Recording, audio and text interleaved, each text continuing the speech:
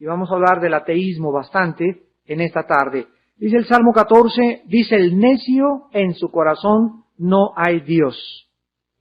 Se han corrompido, hacen obras abominables, no hay quien haga el bien. Jehová miró desde los cielos sobre los hijos de los hombres para ver si había algún entendido que buscara a Dios. Todos se desviaron, a una se han corrompido. No hay quien haga lo bueno, no hay ni siquiera uno. ¿No tienen discernimiento todos los que hacen iniquidad, que devoran a mi pueblo como si comiesen pan, y a Jehová no invocan? Ellos temblaron de espanto, porque Dios está con la generación de los justos. Del consejo del pobre se han burlado, pero Jehová es su esperanza. Oh, que de Sión saliera la salvación de Israel. Cuando Jehová hiciere volver a los cautivos de su pueblo, se gozará Jacob y se alegrará Israel. Una de las manifestaciones más grandes que existen de la degradación intelectual y filosófica del ser humano es el ateísmo. ¿Me escuchaste?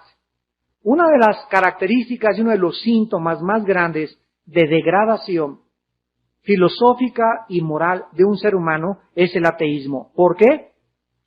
Porque cuando el ser humano se atreve o llega al nivel intelectual de negar la existencia de un creador y de un sustentador del universo, deja al mismo ser humano en una vaciedad y en un caos moral y existencial mucho más grande del que puede experimentar en su propio corazón. Si no hay Dios, no hay tampoco verdades absolutas. Si no hay Dios, nadie puede atreverse a imponer leyes morales a nadie.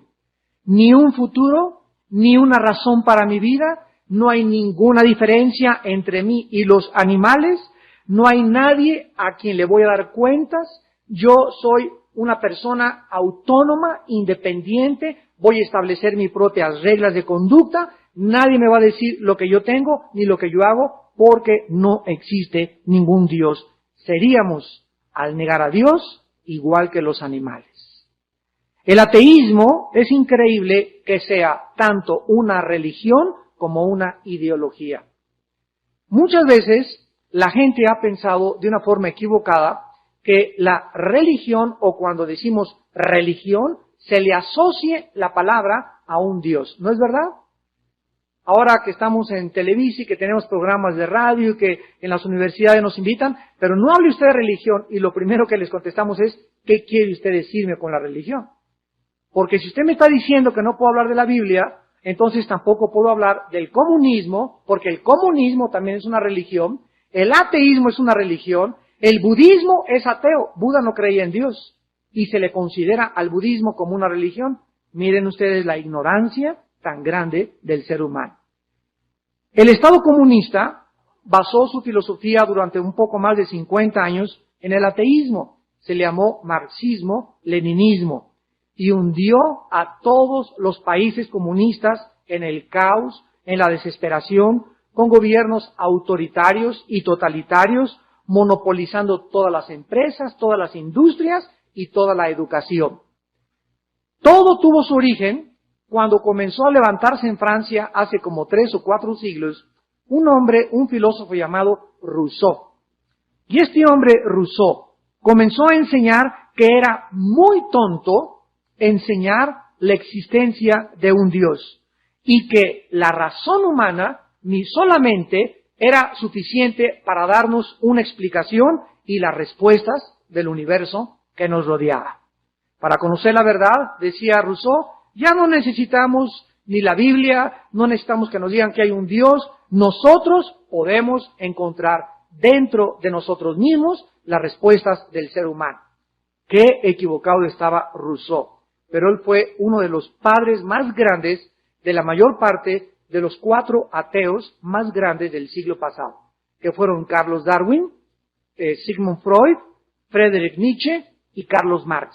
Estos 4 grandes ateos del siglo pasado son los hombres que más energía, y actualmente todavía tú vas aquí al Museo de Antropología y entras y en un protozoario, y comienza a desencadenarse y a desarrollarse una gráfica donde al mundo le enseñan, y a los estudiantes, a los niños de primaria, a tus hijos y a los de secundaria, que somos el origen de una evolución. Cuando nosotros comenzamos a caer en esto, nos damos cuenta que Rousseau acabó diciendo que a través de la razón se conquistaría la superstición. Y esto porque el ejemplo de la Iglesia romana, durante más de 500 años, matando en el nombre de Dios, los papas siendo el Vaticano el estado más rico de Europa por 15 siglos, hicieron que los intelectuales franceses e ingleses y alemanes se pusieran en contra y se inocularan contra la religión, asociando desgraciadamente la religión romana con Dios, y que son dos cosas totalmente diferentes. Al grado que durante 1800 siglos, escúchame, durante 1800 años, la Biblia se cerró. ¿Cuándo se volvió a abrir la Biblia? En 1960 y 61, en el Segundo Concilio Vaticano. Hasta 1961, estamos hablando aproximadamente de 42 años, 41 años, que se permitió que el vulgo, la gente, el populus, leyera la Biblia. Antes del 60, yo recuerdo en mi casa, era niño, llegábamos y papá, la Biblia tenía un candado, no, nadie la puede leer más que si el cura no te la interpreta. O más que si esta persona, y ahora tú vas a una librería y no vas a encontrar ningún comentario ni de Juan, ni de Apocalipsis, ni de Samuel, ni de Ezequiel, hecho por autores o teólogos romanos. Porque nunca jamás la abrieron ni la leyeron. Entonces es lógico que al cerrarse la Biblia quedó un vacío, y en este vacío se introdujo las tradiciones y las enseñanzas de los seres humanos, que fueron en contradicción para anular el consejo de Dios. El Papa Juan XXIII, gracias a Dios, en 1961, el Papa ese gordito, simpático, bonachón, como le llamaban, un día le cae en sus manos una Biblia de casualidad. El Papa Juan XXIII de casualidad, y comienza a leer Romanos. Y se fascina, y se iba a Castel Gandolfo, la casa de vacaciones de los papas, y comenzó en 4 meses a leer Romanos 2 o 3 veces. Y hace un decreto en el Segundo Concilio Vaticano, y es el Papa Juan XXIII el que ordena al mundo católico que la Biblia la puede leer cualquier persona y que la pueden leer sin la interpretación de ellos. Tal vez, ¿verdad?, hasta se convirtió, lo vamos a ver ahí en el cielo. Solo Dios sabe. Pero miren ustedes lo que es la historia y lo que es los fenómenos históricos para que podamos nosotros comprender qué es lo que pasa y por qué los mentes universitarias y los directores de escuelas y los genetistas y muchos científicos consideran ser ateos como algo súper intelectual, cuando la Biblia dice que son necios. Para Marx, la economía resolvería la historia. Para Darwin, la evolución era la respuesta de la naturaleza. Para Freud, las tendencias biológicas y la inconsciencia eran la respuesta de la mente humana. Y para Nietzsche, el decir Dios está muerto era la solución para crear un superhombre. Mentira que se tragó Adolfo Hitler y la razón por la cual él buscó durante todo su gobierno crear a una superraza que se llamaban los arios. El sufrimiento y la destrucción masiva de 2 guerras mundiales en el siglo XX parecen documentar las tesis de estos filósofos ateos. A Dios se le consideró ausente y entonces las guerras fueron la demostración del egoísmo, la soberbia, la independencia humana en contra de su Creador. Cuando a Dios lo sacamos de la fotografía, no queda, ¿verdad?, más que el ser humano ocupando el lugar de Dios y el ser humano haciéndose Dios. Actualmente, aunque muchas personas todavía continúan negando la existencia de Dios, nos damos cuenta por la cantidad de descubrimientos científicos como el genoma humano, los códigos de la Biblia. No sé cuántos de ustedes han leído que en los códigos de la Biblia comenzaron personas expertas en computación, judíos, rabinos expertos en el hebreo, a secuenciar las letras en el hebreo y a encontrar, por ejemplo, en el libro del Génesis, el capítulo 1 del Génesis, Tomaron la letra 1 del hebreo y se brincaron a las 7, y cada 7 letras sacaban secuencias, y a través de estas 7 letras comenzaron a encontrar que cada 7 letras en el Génesis aparecía la palabra Yeshua. ¿Esto es coincidencia? Alguien pudo cuando se hizo el Génesis a través de Moisés, alguien pudo, ni siquiera los rabinos creen en Yeshua, haberlo hecho esto por coincidencia o por un accidente. Es increíble que en el capítulo 7 de Deuteronomio, cada 16 letras aparezca la palabra Hitler, y después de esa palabra aparezca la palabra Auschwitz, que fueron los campos de concentración en Austria donde asesinaron a la mayor parte de los judíos. ¿Ustedes creen que eso son coincidencia? Ahí están los libros en las librerías, se llaman los códigos de la Biblia. Son cosas sobrenaturales que a cualquiera le funden los fusibles. Son evidencias más y más grandes que Dios nos da de que la Biblia es un libro sobrenatural. Todo esto Dios lo hace en su misericordia, dándonos pruebas continuas de su existencia y de su realidad. Dice el Salmo 14, el necio dice en su corazón, no hay Dios. En este primer versículo, para comenzar en esta noche, vamos a identificar al necio y las consecuencias de la necedad de negar a Dios. La palabra que se usa aquí en el hebreo para necio es Nabal. Nabal con B grande y con N de nana, Nabal. Y la palabra Nabal significa en el hebreo una persona sin percepción ética ni espiritual, que cree que dentro de él se encuentran las respuestas de su vida y del universo que le rodea. Ese es un necio. Vamos a ponerlo en términos más sencillos. Un necio es exactamente un ateo. Un ateo es una persona que dice, yo no necesito un Dios para explicar el origen de donde vengo. Lo voy a descubrir con la ciencia.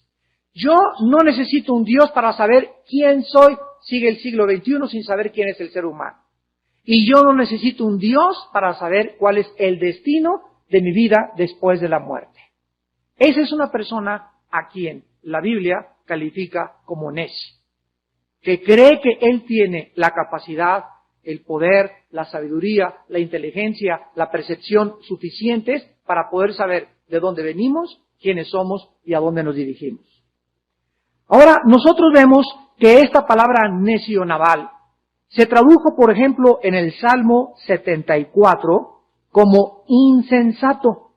O sea, son dos palabras sinónimas. Dice el Salmo 74, versículo 22, y dice exactamente lo mismo. Levántate, oh Dios, aboga tu causa, acuérdate de cómo el insensato te injuria cada día. Esta palabra insensato es la misma palabra Nabal. O sea, los ateos son personas que diario injurian a Dios, que diario se burlan de Dios, que diario con sus actitudes, su forma de ser, su forma de pensar, están afrentando, amenazando, desafiando al ser cósmico del universo. ¿Saben ustedes que cuando una persona abandona el conocimiento de Dios y la sabiduría de Dios, le abre las puertas a toda la existencia de corrupciones que existen? Dice el Salmo 14 que la primera consecuencia del ateísmo es que estas personas, sin darse cuenta, están autodestruyéndose moral e intelectualmente. Veamos esto en la Biblia, en Proverbios 1, versículo 32, en primer lugar. Dice Proverbios 1, 32.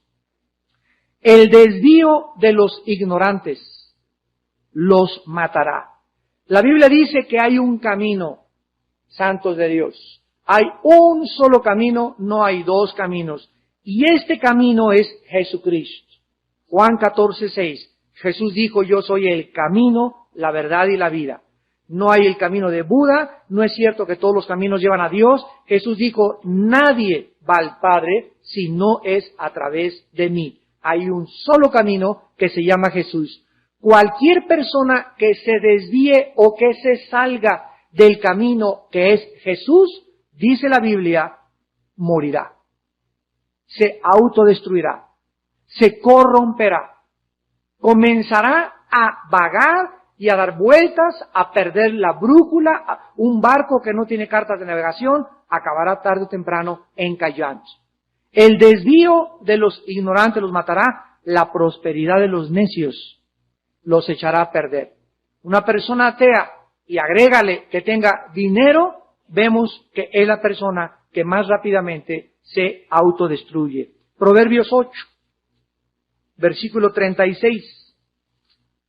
Mas el que peca contra mí, defrauda su alma. Todos los que me aborrecen, aman la muerte. Aquí otra vez Salomón comienza a enseñarnos que el pecado es algo que a nosotros mismos nos estamos haciendo mal. Cuando pecamos contra Dios, no solamente insultamos y ofendemos la santidad de Dios, sino que es algo que es como un cuchillo que me estoy enterrando y desangrándome. Comienzo a corromper el alma. El alma en la Biblia, de la palabra hebrea nepesh, es el asiento de mis emociones, mi voluntad, mis sentimientos y mi intelecto. Entonces, el pecado afecta mi intelecto. El pecado afecta mis emociones, altera mis sentimientos, me distorsiona totalmente mi conciencia de la realidad y me hace creer que no valgo nada, que no sirve para nada, que la vida no tiene ningún propósito, todo lo veo negro, soy una persona negativa, soy una persona pesimista, y todo eso, ¿por qué? Porque no tengo luz. Porque no tengo luz. Y porque ese pecado que tienes en tu vida es el que te ha hecho que comiences a autodestruirte. Dice también el Salmo 73, versículo 27. Salmo 73, 27. Porque he aquí, los que se alejan de ti perecerán. Tú destruirás a todo aquel que de ti se aparta. Alejarnos de Dios es autodestruirnos, es morir, es suicidarnos. No existe un suicidio intelectual más grande que de la persona que se llame atea. Negar a Dios es autodestruirse, es establecer tus propias normas morales para vivir, es llegar a creer que eres autónomo, que eres independiente, que no tienes a nadie por qué darle cuentas, no eres responsable de tus acciones, es hacerte un Dios tú mismo. La ironía del siglo XX es que, aun cuando fue el siglo donde más descubrimientos científicos se lograron y donde más avances tecnológicos se levantaron, fue el siglo donde más sangre se derramó en toda la historia humana. Es donde más ateos surgieron en el siglo XX. 2 guerras mundiales, cientos de revoluciones, golpes de Estado, solamente de 1973 a 1995 habían más de 35 millones de abortos, 35 millones de niños asesinados antes de nacer. Pero el siglo XX es el siglo del chip, de los plásticos, de la fisión nuclear, de las computadoras, de la PC, de los teléfonos celulares en el 83, del 91 del Internet, donde el hombre se jactó de alcanzar todas esas cosas, pero el hombre no se dio cuenta que a la par que crecía tecnológica y científicamente, se degradaba más y más y más y más. Dicen en el Salmo 14, versículo 2 al 3, que esta depravación humana es universal. Jehová miró desde los cielos sobre los hijos de los hombres para ver si había algún entendido que buscara a Dios. Todos se desviaron, aún se han corrompido, no hay quien haga lo bueno, no hay ni siquiera uno. Dios puede estar ausente del corazón humano, sin embargo, Él no está ausente en el cielo. Gracias a Dios. Aun cuando el ser humano no quiera mirar hacia el cielo, la Biblia dice que no hace la menor diferencia. Dios sí te está viendo y te está llamando, eres un necio. Dice la Biblia en el Salmo 11, versículo 4. Salmo 11, versículo 4. Jehová está en su santo templo. Jehová tiene en el cielo su trono. Sus ojos ven, sus párpados examinan a los hijos de los hombres. Jehová prueba al justo. Dios mira desde el cielo para ver qué cosa.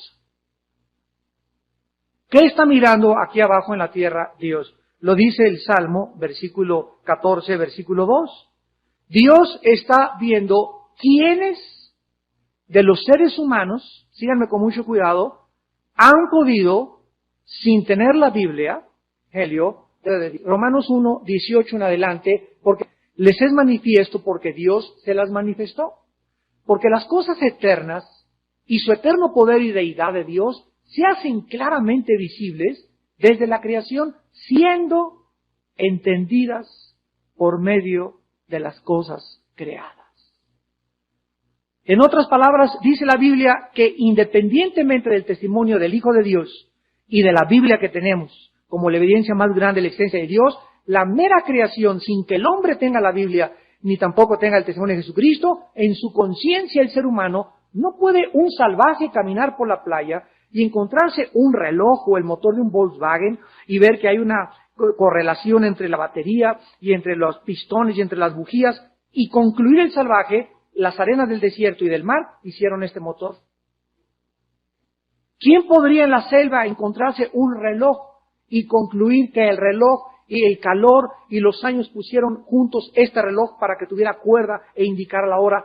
¿Quién en sus 5 sentidos puede concluir, después de ver al ser humano, los millones de neuronas, la increíble capacidad genética que tenemos, el códice que tenemos en cada célula escrito, el ADN, el ácido desoxirribonucleico y toda la increíble, el estómago está conectado con el corazón con los oídos me dicen quién soy, de dónde vengo, por qué estoy aquí. ¿Quién puede decir que todo esto sea el resultado de un accidente? Es como verme en la mañana en el espejo y no ver nada. El hecho que te levantes en la mañana y te veas en el espejo y te preguntes, ¿quién eres tú, mi chipilín? ¿Quién es ese que está en el espejo? ¿Quién es? Y nos preguntamos todos nosotros. Pero el hombre, dice en Romanos 1, continúa diciendo, se envaneció en sus razonamientos. Su necio corazón se envaneció y profesando ser sabios, se hicieron, ¿qué cosa? Necios. Dice en Deuteronomio capítulo 4, versículo 29, porque me encontrarás si me buscares con todo tu corazón. Dice en Jeremías capítulo 29, versículo 11, porque yo sé los pensamientos que tengo acerca de vosotros, dice Jehová, pensamientos de paz y no de mal, para darles el fin que esperáis. Entonces me invocarás y vendrás y oraréis a mí, y yo te oiré, y me buscaréis y me hallaréis, porque me buscaréis de todo vuestro corazón.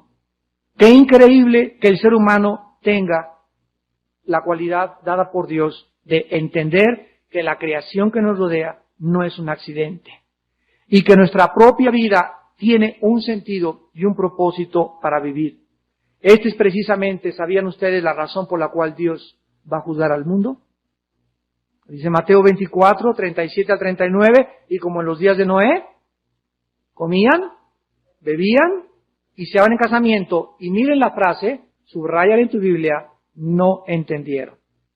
No dice como en los días de Noé, todos borrachos, todos como Sodoma y Gomorra, todos marihuanos me los encontré, todos bien pericos, todos. No dice ninguno de estos pecados. Dice que el pecado por el cual juzgó Dios el diluvio y el pecado por el cual Cristo cuando venga va a juzgar a la raza humana es porque el ser humano no entendió. Ahora, a la luz de lo que estamos estudiando, ¿qué cosa es lo que tenemos que entender? Tú en esta tarde tienes que entender esto. Y si tú no lo entiendes, vas a ser arrastrado con la corriente. Lo que Dios quiere que sepamos en esta tarde es que entendamos que necesitamos buscarlo. Dios miró desde los cielos, Salmo 14, 2 y 3, para ver si había algún entendido que lo buscara.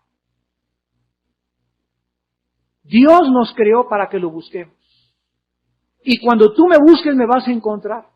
Señor ateo, permítame hacerle una pregunta. ¿Dónde ha buscado usted a Dios? ¿Por qué concluye usted que no hay Dios? Es como la persona les dije una vez que me dice, en el Golfo de México no existe el pez tigre. A ver, ven para acá, ¿dónde lo buscaste? Pues hay nada más alrededor de la playa. Para que tú concluyas el pez tigre no existe en el Golfo de México, es porque ya todo México y todo el Golfo lo rodeaste, lo sondeaste y no lo encontraste. Pero ¿cómo puedes decirme que no hay pez tigre cuando te quedan todavía más de 100 kilómetros cuadrados de buscarlo? Entonces, ¿cómo puedes decir no hay Dios si ni siquiera lo has buscado? ¿Dónde lo has buscado? ¿Qué fue lo que te llevó a concluir? Y escuchen, la mayor parte de los ateos, la mayor parte de ellos, dicen que no hay Dios por un problema moral. Nunca es intelectual. Mentira. El intelecto es la excusa, porque si alguien busca evidencias intelectuales, científicas y filosóficas, la Biblia te las ofrece. Este fue nuestro último programa de televisión que tuvimos. Las evidencias científicas, no religiosas, no mitológicas, no cuentos chinos, ni de hadas, ni que los ovnis, no. Aspectos científicos que demuestran que la Biblia es un libro sobrenatural. Entonces, cuando un ateo dice, no creo en Dios, no es porque le falten evidencias, es porque tiene problemas morales. Yo recuerdo hace muchos años estaba yo en Tabasco, una cruzada con el hermano Luis Palau, y llega una muchacha después del mensaje que vi esa noche, hablé sobre el infierno, y llega la muchacha, mire, señora Dulce, vengo a decirle que usted es un mentiroso, así me dijo. Y usted nos viene a amenazar que el infierno, porque no hay infierno, no es cierto, podemos vivir como querramos. Le dije, ¿sabes qué, muchachita? No me sorprende el que no creas en el infierno, sino quisiera preguntarte y quisiera yo saber por qué no crees en el infierno. Y entonces su amiga que estaba ahí junto de ella me dijo inmediatamente, sí, cierto, señor Alducin, vive con 2 amantes. Entonces nos damos cuenta que esa muchacha de 17 años que vino a insultarme y que se enojó porque oyó que hay un infierno y hay un pecado y hay un castigo, no le convenía a ella creer que había un infierno porque amenazaba su vida de inmoralidad. Dice en Juan 3, la luz vino al mundo y los hombres amaron más las tinieblas que la luz porque sus obras eran malas. Porque todo aquel que vive en tinieblas no quiere acercarse a la luz, porque la luz manifiesta todas las cosas. Dice aquí en el Salmo 14, regresamos al Salmo 14, que estas personas no solamente no entienden, sino que tampoco quieren buscar a Dios. En el versículo 4 al 6 encontramos las consecuencias del ateísmo. No tienen discernimiento todos los que hacen iniquidad, que devoran a mi pueblo como si comieran pan y a Jehová no invocan. Ellos temblaron de espanto, porque Dios está con la generación de los justos. Del consejo del pobre se han burlado, pero Jehová es su esperanza. Vemos que en el versículo 1 se les llama que hacen obras abominables. En el versículo 3 se les llama a estos ateos personas que nunca hacen lo bueno, que no tienen conocimiento de Dios. Como necios, han negado su existencia, por lo que jamás lo buscan. Repito, pregúntale al ateo, que te diga no creo en Dios, ¿dónde lo buscaste? Creyendo que no hay un Dios, es lógico que la persona crea o tenga el derecho o la prepotencia de pisotear los derechos de los demás.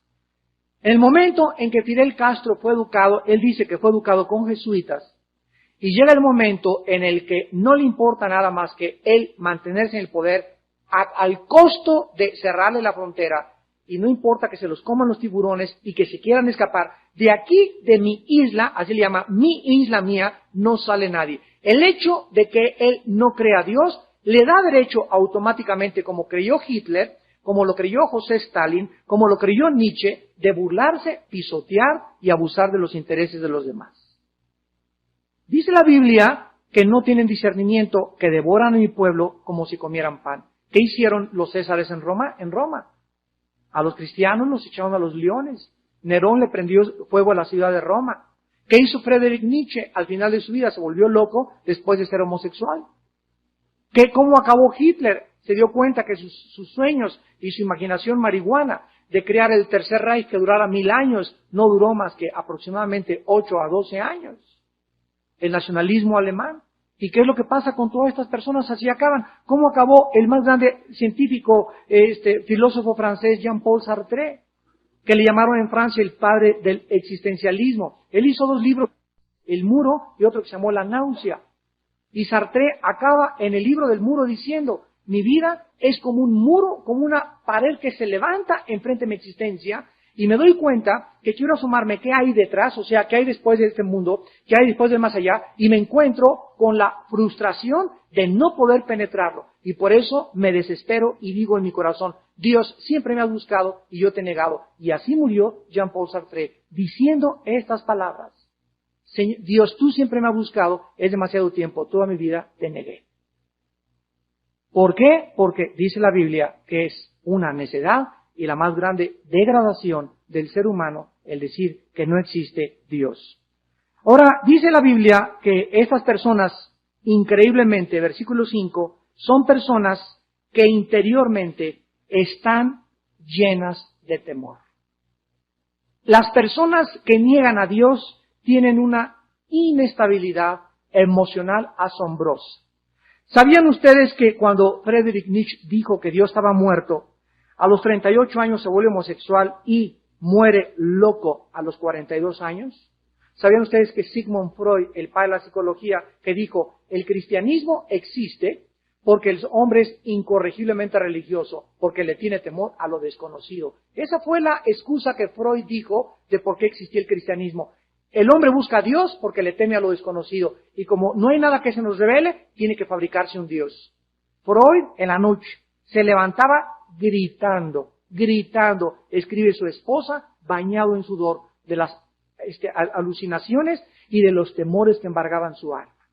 Hitler tenía pesadillas y decía en su libro Mein Kampf, que se tradujo Mi lucha, que tenía entes que se levantaban en la noche y que le decían que se lo iban a llevar. Proverbios 28:1 lo dice, huye el impío sin que nadie lo persiga. Huye el impío sin que nadie lo persiga, mas el justo está confiado como un león. La Biblia asocia a la paranoia, así lo han calificado los psicólogos modernos y los psiquiatras. Cuando una persona sufre delirios de persecución, cuando una persona sufre de alucinaciones de que el mundo está contra él, lo van a matar, se tiene que esconder, es antisociable y se siente perseguido, que se llama paranoia, dice la Biblia, esa persona vive lejos de Dios, porque el que vive al abrigo del Altísimo morará bajo la sombra del Omnipotente. Diré yo a Jehová, Dios mío, esperanza mía, mi roca, mi Señor, mi salvación. Mi Dios es mi roca, mi salvación y mi fortaleza, ¿de quién temeré? Salmo 27:1. Aunque un ejército me rodee, mi corazón estará confiado, firme en el Señor. Vean ustedes la estabilidad del justo y la inestabilidad del ateo. Y tú en esta tarde me puedes decir, bueno, yo creo en Dios, sin embargo, vives como si no existiera Dios. Entonces, no crean que el Salmo 14 solamente se refiere a las personas que dicen abierta intelectualmente, para mí no hay Dios. No, hay muchos cristianos que en este momento me están escuchando. Y personas que a través de las grabaciones nos están escuchando, que profesan que creen en Dios y dicen con sus labios que creen en Dios. ¿Sabes una cosa? En nada le ganas al diablo, porque el diablo no es ateo. El diablo no es ateo, el diablo cree en Dios, te ganó. Y además te gana porque tiembla. Dice Santiago 2, los demonios tiemblan y creen. Pero ¿qué cosa? No hacen la voluntad de Dios. Entonces, si tú en esta tarde me dices, bueno, yo ya me salvé, ya estoy del otro lado porque creo en Dios, ¿sabes una cosa? Que si tú confías que crees en Dios y no vives como Dios quiere y te manda que vivas en las Sagradas Escrituras, eres peor todavía que un ateo. Dice la Biblia aquí en este versículo que estos hombres, estas mujeres, estas personas tiemblan. Miren ustedes lo que dice en el libro de Levíticos, en el libro de Vayikra. Vayikra en el hebreo se tradujo Levítico, versículo 36 y 37. Levítico 26, 36 y 37. Observen el juicio de Dios. La persona paranoica, la persona psicópata, la persona con manías depresivas, las personas que se consideran y se clasifican como esquizofrénicos. Son personas que han violado, han transgredido, han traspasado las leyes de Dios abierta y voluntariamente y han recibido, porque es la mente nuestra mente que tiene que tener paz, mi mente que tiene que estar tranquila, mi mente que debe controlar mi cuerpo, mi mente que me debe alentar y echarme porras y saber que estoy seguro del Señor, esta mente que tengo aquí se puede convertir en mi peor enemiga. Cuando aquí no está Dios. Dice Levítico 26:36, y a los que queden de vosotros infundiré en sus corazones tal cobardía en la tierra de sus enemigos, que el sonido de una hoja que se mueva los perseguirá. Y huirán como ante la espada y caerán sin que nadie los persiga. Tropezarán los unos con los otros como si huyeran ante la espada. Aunque, ¿qué dice? Nadie los persiga. Ahí está la paranoia. Y no podrán resistir delante de vuestros enemigos. Dios nos dice que cuando una persona ofende a Dios y le dice a Dios, no quiero tener nada contigo, y no quiero tener devocionales, y no me interesa más que el domingo de 11 a 12, y no me interesa más que mi familia lea la Biblia, y no me interesa ser el sacerdote en mi casa, y no me interesa esto, conforme tú te vas alejando de Dios, va a ir entrando en tu vida temores más grandes y más grandes para vivir. Y llegarás al momento en que el menor plato que caiga, brincas. Ante cualquier cosa estás totalmente psicotizado. Estás totalmente enfermo, estás totalmente embargado de temores emocionales donde tu mente se ha convertido en tu enemigo. Perderás el sueño, tendrás enemigos, dice este versículo, y además dice la Biblia que tropezarás y sin que nadie te esté persiguiendo, no vas a tener tranquilidad. ¿Y todo por qué? Porque tú crees que Dios no merece la pena vivir para Él. Mientras el ateo, regresamos al Salmo 14 y terminamos, continúa burlándose del pobre, del oprimido, de los que no pueden defenderse. Dios es la esperanza de todos nosotros. Dice el versículo 6, del consejo del pobre se ha burlado, pero Jehová es su esperanza. Y David acaba en el versículo 7 prorrumpiendo y anhelando una salvación que se cumplió con la venida del Mesías, del Hijo de Dios, de nuestro Señor Jesucristo. Y dice David, que de Sión, el monte de Sión está en Jerusalén, que de Sión saliera la salvación de Israel. Cuando Jehová hiciere volver a los cautivos de su pueblo, se gozará Jacob y se le alegrará Israel. Esta meditación concluye con este clamor de David sobre aquellos que niegan a Dios y viven una vida de caos y de vacidad moral. Es un clamor mesiánico, el cual fue cumplido, repito, con la venida de Cristo. Cuando Jesús vino, Jesús dijo en Juan 4, la salvación viene de los judíos. El centro del ataque, el centro de la atención, el foco del interés de los medios de comunicación del mundo entero ahorita es Israel. ¿Ustedes creen que es coincidencia? Cuando la Biblia, este sábado voy a hablar en la Tercera Guerra Mundial, la batalla del Armagedón, ¿por qué Israel es la manzana de la discordia del mundo entero? ¿Ustedes creen que es coincidencia que hayan pasado 2600 años y que aquí en Zacarías 12, en Zacarías 14, en Lucas 21, en Mateo 24, el Señor Jesucristo, la Biblia miles de años antes nos dijera que antes de que venga Cristo, la Tercera Guerra Mundial explotaría porque la mecha sería Jerusalén? ¿Ustedes creen que es coincidencia que no haya un solo diplomático, un solo político, un solo filósofo que pueda ofrecer la paz entre árabes y judíos? ¿Por qué es tan discutido y por qué es imposible? Se acabó la guerra en Inglaterra, se acabó la guerra en los Balcanes, se acabó la guerra Primera Mundial, pero Israel sigue en guerra. ¿Por qué? Porque los dos disputan Jerusalén y el Vaticano, por si fuera poco, todavía le echa más leña al fuego diciendo que no, ni árabes ni judíos. Acaba de decir Juan Pablo II que Jerusalén sea una ciudad internacional gobernada por las Naciones Unidas. Ni uno ni otro. Hermanos y hermanas en Jesucristo, todas las cosas que están aquí escritas no son coincidencias.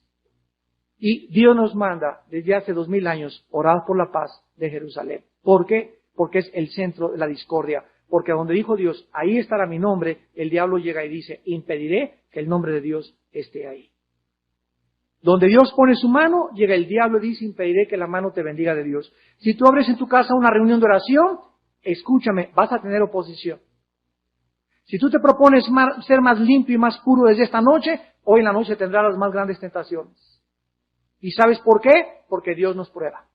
¿De veras querías tener estudio bíblico? Pero no me preguntaste si querías pagar el precio. ¿De veras quieres ser puro, pero quieres pagar el precio? Si queremos algo con Dios, estemos dispuestos a pagar el precio. Y si no estás dispuesto a pagar el precio, no eres cristiano, porque el espíritu que Dios nos ha dado no es de temor, es de poder, de dominio y de amor. Así que no tengamos nosotros susto, ni nos amedrentemos cuando las cosas se levantan. Ahora que estamos en televisión, nadie se imagina, más que los pastores, no se imaginan ustedes la oposición que hemos tenido. No se imaginan. No se imaginan cuántos enemigos. No se imaginan cuántas cosas han dicho. No se imaginan entre los mismos hermanos la guerra, la envidia, la codicia. Es algo increíble que a cualquiera le haría aventar la toalla al suelo y decir, ¿sabes qué? Mejor que yo no quiero estar ahí. Sin embargo, cuando Dios abre una puerta, nadie la cierra. Y cuando Dios está con nosotros, no solamente es quién contra nosotros, sino que también dilo, si Dios está conmigo, ¿qué me importa quién esté contra mí? Si Dios está realmente con nosotros y así tú lo crees, no te debe importar ni preocupar, la mínima preocupación, quién esté contra ti. Preocúpate que Dios esté contigo.